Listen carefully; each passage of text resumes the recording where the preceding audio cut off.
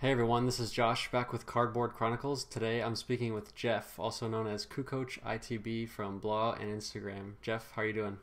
I'm doing fantastic. How about yourself? I'm doing great, ready to talk more cards. Definitely.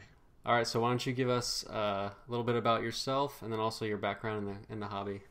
Sure. My name's Jeff. I'm married. I've been married for 9 years. I have three kids. You can actually see them over my left shoulder. Top one's Ellery 6, Eli 4, and Everett 2. They keep me plenty busy, so cards kind of works out for me because it's something that I can do that doesn't take away too much time from them. So, um, but yeah, I've been collecting. I started collecting. My dad and I try to keep it short and sweet, but my dad and I went to the Iowa State Fair back in 1986 range, and they had a flea market, and somebody had bought. They had like 100 card snap cases of tops, and somebody had dropped them, and they spilled all over the floor, and they just left them. And so my dad and I like went around and picked up every single one of them off the floor, and we were both kind of hooked after that. And we started in baseball, and then in the early 90s when kind of Jordan fever started coming along, switched to basketball. Awesome. So, what do you collect right now? Primarily just Toni Kukoc, but I also collect a little bit of Robin Lopez, and I'm a big fan of Topps Chrome. So kind of flirting with starting to put together some of those sets, just because I think it's a beautiful card, and they might not ever make them again, or it might be a while before another Topps Chrome set comes out for basketball at least. So Sure. Did you and your dad collect Kukoc together? we did collect together for a while in baseball. Busted a lot of the junk wax era, like 91 Tops, 91 Fleer. But my dad really became a big fan of Upper Deck, and he actually decided to collect only 1989 Upper Deck baseball, and he had tonnage. I mean, just if he would have had 100 Griffies, which is the best card in the set, he probably would have had 100 sets. So he kind of just went off the wall crazy on it, and he recently actually sold them all. But yeah, he pretty much just stuck to baseball, and then supported me switching to basketball. So, what got you into Kukoc specifically? Well, when I first went to basketball, I mean, obviously, most people were fans of either a fan of the Bulls or you're not a fan of the Bulls. But I just was amazed at what Michael Jordan could do, and I just liked a lot of the role players. The John Paxsons, the Horace Grants. I mean. Scottie Pippen's not a role player, but he was along with that, and so yeah, I kind of started just picking up Bull stuff. I was picking up just some Jordan stuff. I mean, my card budget was pretty low as a kid, so I didn't really, I didn't get a rookie or anything that was super high priced. But yeah, I was collecting it, and then I was kind of like, I can't afford to. And this was even before, Jordan inserts were $100 a piece. I definitely had some that are over $100 a piece now, and I wish I still had them all. Like the Thunder and Lightning or whatever the one was, and I think it was Fleer Ultra Scoring Kings, and it has Lightning in the background. Yep.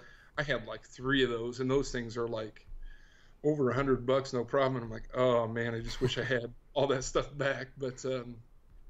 But yeah, I noticed Toni Kukoc, and he came on the scene in '93, and I felt like he was an unselfish player, probably because Jordan was on the team. I mean, you can't just not pass Jordan the ball, but he was he's good at passing. He was a big man, but he could play like every position on the floor, had many game winning shots, and it just kind of fit for me to just focus on one player. Mm-hmm.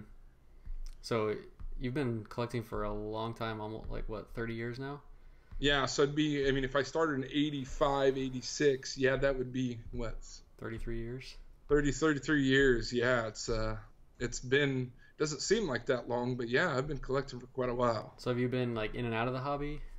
I wouldn't say I've ever really been out of the hobby. I think there was a few times when I kind of slowed down, like when the NBA strike hit, 98, 99, around there. I was pretty disappointed just because, as a kid, I didn't really understand. But at the same time, I mean, NBA, it's not like the NBA players weren't making enough money. I mean, they were, their contracts were pretty ridiculous then and even more so now. Right. But kind of put a bitter taste in my mouth. I still collected, but kind of dialed it back a little bit. And, video games, other things kind of came in, but yeah, I don't think I've ever really stopped in that time.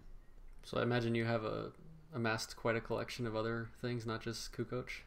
Well, I've actually got rid of stuff a few times, other stuff besides Kukoc. Never gotten rid of really any Kukoc.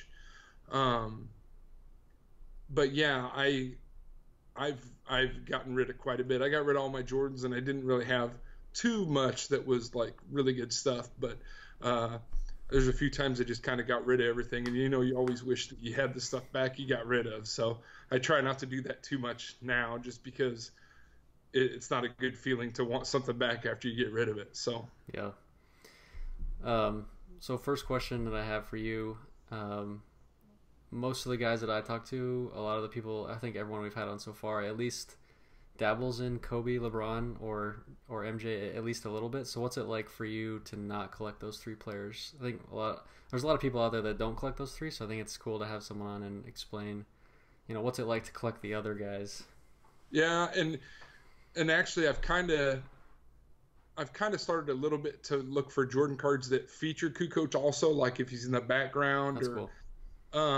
Yeah, and so that's kind of fun, and I haven't done a ton with that, but I think as I go on, that's something I'll continue to work more on. But yeah, I mean, they're just so expensive. I mean, obviously, you can get, some of the common inserts and base stuff pretty cheap, but when you're talking to autographs over $100, I mean, that just blows my mind. I'm usually trying to get them for, if it's just a normal Panini auto or whatever, I'll try to get it for like $8 to $10. But yeah, and just the prices are just unreal. Yeah. And so that would just be hard for me, especially, and probably we'll touch on this more in a little bit, but being kind of more of a completionist collector, wanting one of everything. I mean, I just don't think that that's possible unless I win the lottery, that I'd be collecting, high-end Jordans and stuff like that. So yeah, definitely. So how do you stay focused on Toni Kukoc and not sort of get distracted by either new players or sets that don't include Toni Kukoc? Well, and that's kind of tough too, because, and I was just thinking the other day before we had this interview today, and Toni Kukoc has 0 patch autos before Panini. And that's just so unfortunate, because I mean, so many of those exquisite and just a lot of those Upper Deck products were just beautiful cards. Mm-hmm. And so that's kind of eye-opening for me. So I mean, and I'm not anti Panini, but I just the mass production that they're doing, and just not. I like some of their ideas. I like some of the stuff they're doing, but some of it I really don't. So yeah, I kind of lost my train of thought there. We were talking about getting distracted by sets that don't have. Distracted right now. Yeah, it is tough at times, and usually I'll be like looking at something else, and I'm like, oh wow, I should, and then I'm like, but then if something rare comes up at Kukoc, and then I can't get it because I was getting all this other stuff. And I think also with him being, from overseas, there's so many releases and stuff that I don't know about. So it seems like, I'll be looking and I'll see a picture for something, and I'm like, what is this? And then I do some research, and it's a product from 20 years ago or something. And then I add it to my list, and I have a Word document with all my ones that I need. And then I have an Excel document with what I have and kind of tracking what percentages I have of pre and post Panini and autographs and things like that. So it's kind of fun just to be organized on that, and constantly updating it. And Just looking for weird oddball stuff that doesn't pop up every day. So you mentioned you're a completionist. Does that mean you are going after everything you can, Kukoc, or do you have like a set list of specific ones you want and don't want? Some of the Panini stuff, just there's so many sticker autos. I mean, at first when people were like, "Oh, I don't like sticker autos," I'm like, well, I don't really see the big deal about it. But I think with just a pure amount of sticker autos they're kicking out for Kukoc, it just some of them are just kind of like, it's a pretty easy pass, and I don't have a ton of money to put into cards anyway, so it just makes it even easier for me to go, well, I mean, yeah, obviously at some point I wouldn't mind getting them, but it's not something that I'm like, oh, I have to buy it. So yeah, I mean, I'm trying to focus on pre-Panini, just because it's obviously getting older, and some of those 90 sets are just outrageous, and there is still quite a few I need, so I'm trying to go back and pick those up when I can. So how many cards do you think you have of him? Not counting duplicates, I think I have around 950. That's a lot. Different, which is pretty impressive for a guy that, I mean, even like in the 90s, some of the sets he was left out of, Sure. Some of the iconic sets like Exquisite. He actually only has one Exquisite card from when he was playing, and it's numbered to 3, and it's a jersey auto, and it's and all of them they sold after the product was released for over $1,000 a piece. Yeah. So I don't have one of those, but yeah, I mean, and again, I'm losing my train of thought here. I don't know why I think I'm just tired, but I'll keep it going for you. Do you ever see yourself selling off any of the Kukoc stuff and moving on to someone else, or are you diehard Kukoc fan? I'm a diehard Kukoc fan, and actually, one thing I kind of caught back up with what I was saying, but I actually have over 10,000 Toni Kukoc cards. Whoa. Because I'm the Kukoc guy, and so like a lot of the local shows and stuff, people will say, "Hey, Kukoc guy," and or Jeff or whatever.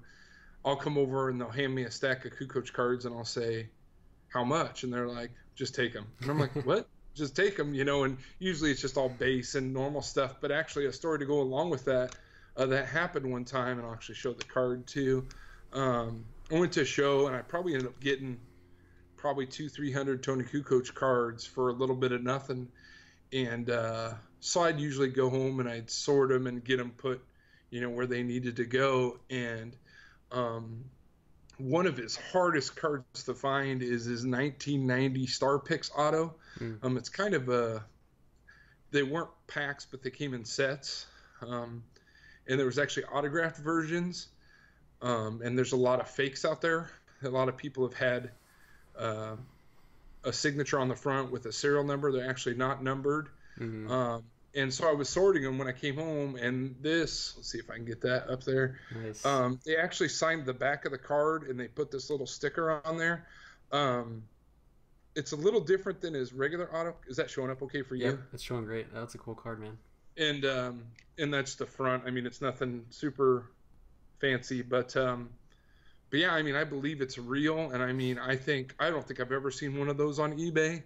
I would think that it's at least a couple $100, if not more. And so I can't really thank who I got it from, because I don't know who I got it from, because it was just in the pile of cards, But I believe that it's legit, because the guy probably just saw Toni Kukoc and put it in the pile, but he didn't turn it over to go, oh, there's an autograph on the back. So I feel kind of bad that I can't go, hey, thanks for the card, or Sure. give him some money or something. But yeah, that's definitely one of my prized possessions, That's cool. because it's not one that I thought I'd ever get my hands on. Yeah. So yeah, that's pretty sweet. It's really cool to see sort of like the oddball, like non-superstar player collections, because usually when I see those PCs on Instagram, they're way more complete, and you just get to see a much wider range of stuff.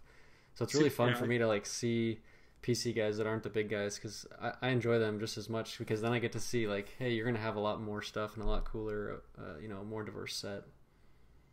Yeah, I mean, there's some guys on Blowout, their PCs are just amazing. I mean, obviously there's Jordan and Kobe PCs that are amazing. But yeah, some of those lower end guys, I mean, they have everything. And I mean, I'm definitely not even close to that. But, I try to pick up what I can when I can. And yeah, I definitely don't lose interest. I don't know how I just keep staying with it, but I do. So there's some awesome PCs. Like, I like the Mitch Richmond one. Yours is one of my favorites. Grant Hill, who I know is a more popular player, but there's a lot of cool Grant Hill PCs. Trying to think of some other ones, but all of those are some of the ones that stand out to me the most. That they're not Jordan, but they're still awesome. When I think there's a lot of people that hesitate to show off what they have. Yeah. And and I see their side, but it is unfortunate. I think that a lot of people, they had a bad trade or a bad experience, or they post something and then 500 people are PMing them saying, "Oh, I need this. I'll give you this much." And sometimes when it comes to rare cards, no amount of money can buy them. And that's, there's a few guys on Blowout that have ones that I would love to have, and I'm not the type of person that's going to sit there and beg, for it or whatever. But yeah, it's I'd like to see some of the people's PCs that don't ever share anything, and I know there's some amazing ones out there that are behind closed doors. But do you see those PCs at National and when you've gone in the past? I don't think I've really seen too much. I mean, I see some guys, it seems like at the National, especially like with vintage, they just want to show. They don't want to sell anything. And some guys, you're like, go up to their table and you're like, you want to ask them about something, and like, they won't even give you the time of day. And I don't know, I don't know if they're just not a good people person or if they're, but usually I get pretty turned off pretty quick just to say, hey, I'm moving on to another table. I don't need to give you my money if you're not going to, even look up at me. I'm pretty easy to get along with, but yeah, don't cross me, because I'm not gonna, well, I'm not cross, but you know what I mean. Not it's like I'm gonna avenge you or something, nothing like that. But yeah, you'll see some of that at the National. It's interesting. And I think the cards in general, the group of people, it's kind of a diverse group, Yeah. And some people aren't really people persons. I am, but there's a lot of people that aren't. So what do you think about Blowout, the forum, just in terms of how it's how it's changed over the years and how people are connecting more online? And actually, I think I've been on Blowout since 2011, maybe 11 or 13. I think Blowout is awesome. I think there's definitely some things. There's some people that just like to ruin people's day. I mean, you'll see threads where, I don't want to name names, but there's a few people that got ripped on pretty hard recently. And, I don't see the point of that. I use this as, it's kind of an escape from real life, something that's fun, something that's not illegal, something that's affordable. And some people just like to, be mean and knock everybody down a few pegs. But yeah, I mean, I think Blowout's good. I think that some of the mods kind of do their own thing, and I don't get that. And I don't, I'm not here to judge, and maybe they have a reason for what they do, but I think overall Blowout's great. You're connecting with people all over the world, and I've even met some people that live really close to me. I mean, I haven't met with them in person, but I've chatted with them on Blowout, so it's good place to meet other collectors. Are you fairly active on Instagram? Fairly. I don't know. I'm on there quite a bit. I don't post a ton, but I definitely need to start taking more pictures of my PC items. I think that for me it's tough because I'm not a very good photographer, and like I'll try really hard to do a decent picture and it just looks terrible. So I'm like, I don't want to take 300 pictures and then have them all look like a 5-year-old took them. And I'm like, well, I tried, but maybe someday I'll try to find a way that makes them look presentable, and then I'll start showing some of the stuff off. So you did meet Toni Kukoc? I see the one with you and Toni. Yeah, that was crazy. And that was before, because he's an advisor for the Bulls now, so he's like signing a lot all over the place. But Yeah, he was at, it wasn't a national, but it was where the national is. It was I think it was a Chicago Sun-Times show. And I actually bought an authentic Bulls Kukoc jersey. It was pretty pricey, but it's like all sewn on, and it was a red jersey with black lettering, and then he signed it with silver pen, and it's sweet. Dang. But I don't have it framed yet because framing is kind of pricey. But I definitely will be showing it off when I get it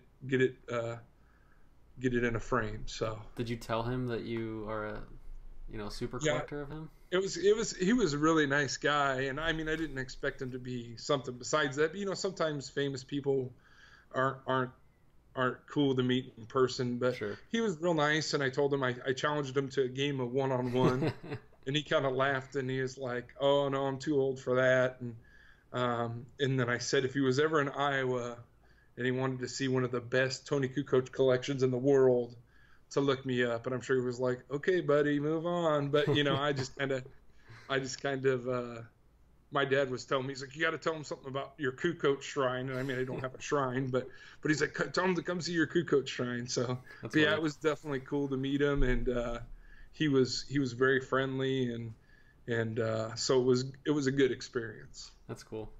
Well, do you want to show us some cards? Sure. And again, my dad kind of helped me along early in my card days, because I mean I wasn't working till I was almost done with high school, and so he would help me get stuff every now and then. And he went to a card show, and I didn't go for some reason. I had something with church or something going on, and he went and he said, "Yeah, I saw Kukoc first year autographics blue ink," which I knew were like super rare. And I mean this was early, maybe even before eBay or the early days of eBay. So I mean eBay wasn't even an option for me at the time, and my eyes got great big, and I was like, "Well, did you get it?" And he's like, "Oh no, the guy wanted like $150, and I just didn't have $150." And I was like, I'm like trying not to tear up. I'm like, "Hey, it's okay, Dad. I appreciate that you were looking for me." And he's like, "Go over to that drawer and open the drawer." And I open up the drawer, and here's this puppy sitting on top. Nice. The blue autographics. And actually, you see them online every now and then. Yeah. But I'm just so scared of fakes. But this is, I mean, I think it's still kind of undervalued, but you just don't see them pop up, and I know that this one's legit. And yeah, that's one that I'll hold on to forever. I have the black one too, obviously, but the blue one is just, it's kind of one of those, it's one of the first autograph sets, and it's just, there's a ton of players in it. So yeah, I've always been a fan of autographics, and just to have that one is just huge to me. So that's definitely a keeper. That set was awesome. When I was a kid, it was like impossible to get a hold of. I could only see it in Beckett and stuff. So yeah, and you'd pull one, and it'd be like some Joe Schmo or whatever, because there was definitely a lot of lower tier guys in there. It's a bummer there's no Penny Hardaway in that. That's a big I bummer. know, and definitely some of those, and like Kobe too. I don't think he ever had autographics. So yeah, it is unfortunate that some of those guys didn't ever get one made, because I think that those sets are just one of the coolest ones. I've always kind of thought about it, and I'm like, no, because obviously there's a ton of some of the short print ones, and like the Pippen, and some of those other ones are just ridiculously expensive. So yeah, do you want me to show off a few more? Or? Keep it going, man. Keep it going. I mean, I could show off all my refractors, and obviously this one, the first year rookie refractor. One thing about Kukoc is he really doesn't have many rare rookie cards. I think that's probably the rarest one. It's not numbered, so that's kind of unfortunate. But I probably have over I have over 2,000 Kukoc rookie cards. Just because I don't know, people just give them to me, and I'm like, well, I'm not gonna not take them. So I'll come home, and my wife's like, "What do you got?" And I'm like, "Oh, I got some Kukoc cards." She's like, "Well, are there any you need?" And I'm like, "I'm not gonna answer that," because she's like, "Do we really need? Our house is gonna be made out of Kukoc cards here." So I'm like, "Well, that'd be okay. There's not a problem with that." So I need you to have your real shrine. Yeah, and actually I have I have every Kukoc refractor except the one of ones. And that was, and thanks to 27 guy, he actually he bought a big bolts collection. He actually gave me a really good deal on some of the cards I needed for my PC, and big shout out to him. And actually, I could shout out to a bunch of guys. Dewan Wagner, he's helped me with my collection many times. Go Blue, he's kind of dialed back, but his Weber collection when he had it was just amazing. G. Slayton sent me stuff, and I mean, a lot of these guys, they send me stuff, and they're like, I don't want anything in return, and it just blows my mind that,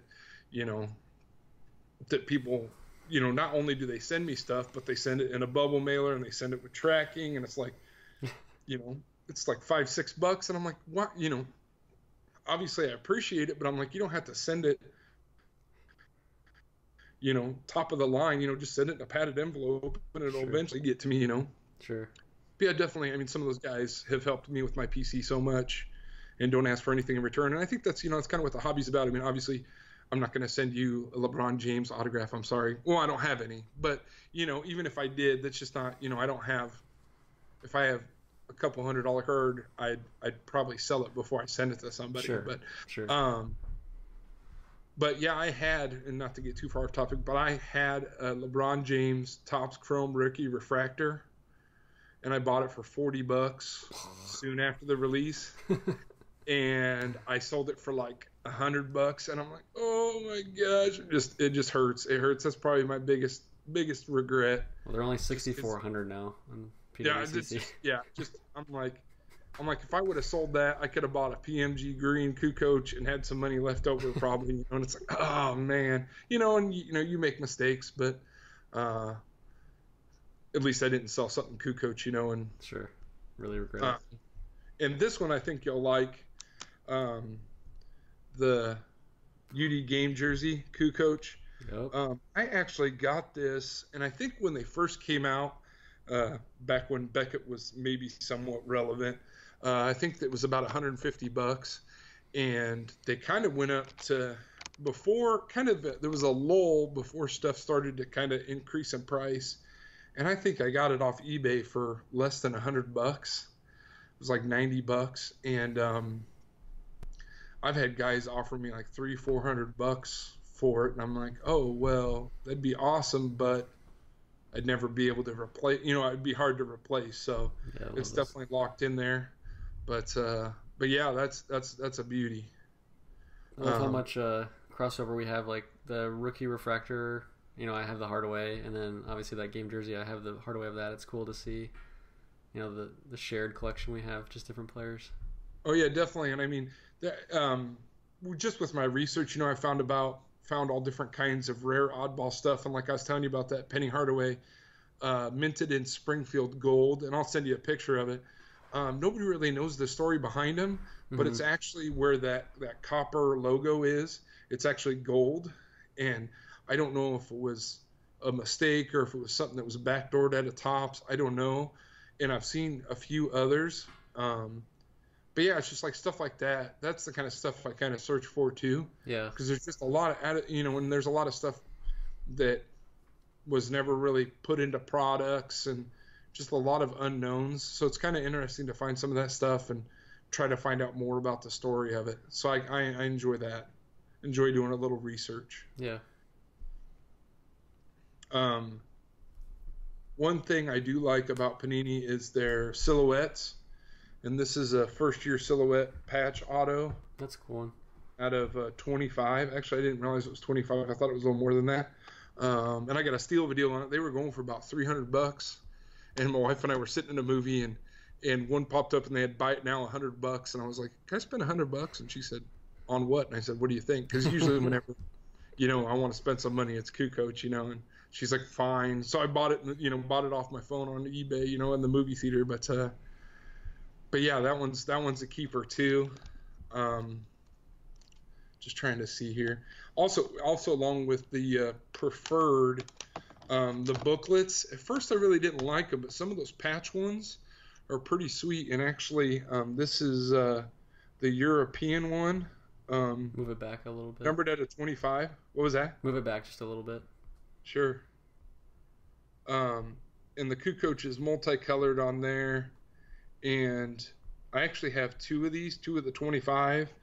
And I wish I had some of the other primes, but this is the other one. The Kukoc is white, but the Stojakovic, I think it's Stojakovic, how you say it. The patch on that is like super sweet. That's cool. So I've contemplated getting rid of one of them to get a different card, but right now they're both still with me. So, and I got a few more to share, but I want to make sure we're not running out of time and make sure that we get anything else covered you want to. We doing good on time? Or maybe like two more cards. Two more cards. Upper Deck Reflections, Compare and Contrast, Octo Jersey. It's just fun to say Octo Jersey. This is like, you don't see these very often. One side it had Raptors, all Raptors guys, not really anybody you've ever heard of except maybe Chris Bosh. And the other side it has Kukoc, and one underrated dunker, in my opinion, Desmond Mason. It also has a former Iowa State player, Marcus Fizer. Not too many fans of Marcus Fizer out there, but I think it's cool that an Iowa State alum's on it. But yeah, that card's sweet. And actually, I just recently, probably in the past couple years, got one of those. Mm-hmm. And that's just a really cool card. And they're numbered to 25, and there's some pretty nice ones in that set too. Yeah, and last but not least, and I'll show these two together. These are some of Kukoc's very first cards. On my left, your right is I think it's Gigantes sticker. It was made in 1988, so wow.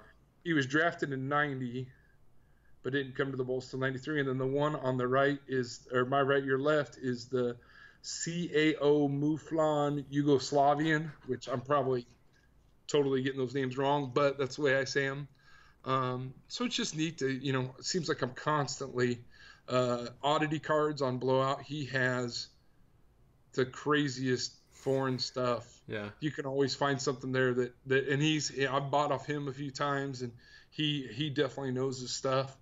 But yeah, if you're a completionist, he's a guy you need to talk to. So, but yeah, I mean, I enjoy it. It's a good time. I enjoy Blowout. I mean, sometimes people get a little hot-headed. I get a little hot-headed sometimes, but, I try not to say something I shouldn't on Blowout because, it's something that's fun, It's a good time, it's guys talking about cardboard, and, it's fun for me, so.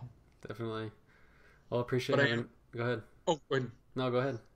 I was just going to say, I'm really bummed that I'm not going to be at the National, and I know you'll have a good time. Basketball isn't as prevalent there as you probably want it to be, but there is a decent amount of basketball there. And just meeting the guys too is really cool. But yeah, definitely have a good time. Definitely do a write-up or do a podcast of some of your highlights of the National, because it's a huge experience. So yeah, I'll definitely try to get some of that on film. Try to get at least some of the other basketball guys, and get some of our hangouts on camera. Definitely. All right. Well, I appreciate having you on, and I appreciate you coming on. This is awesome. I really like hearing about your PC, definitely. Hearing about Kukoc and all your great stories. So I will. All right. Well, thank you very much for your time, and look forward to seeing the other videos that are coming up in the near future. So I got some good ones coming. I will look out for Kukoc when I'm in Cleveland. I appreciate it. And I will send you pics. All right. Sounds good. All right. I'll talk to you later. Yep.